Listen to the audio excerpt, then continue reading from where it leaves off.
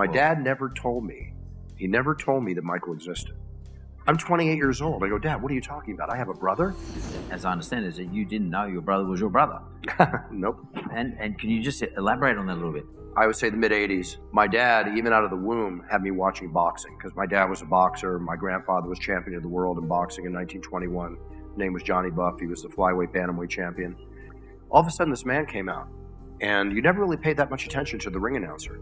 But this very handsome, debonair, exquisitely dressed individual came out, and he's like, let's get ready to rumble. And he's got this magnificent voice. And they put his name on the screen. It said Michael Buffer. And I'm like, what?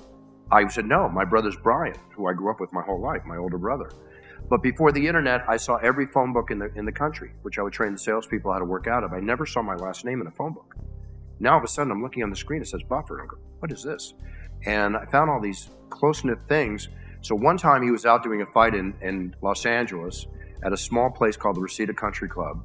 And we were watching it on TV, and my brother Brian and I pushed my father to call the venue and leave a message for Michael to call him.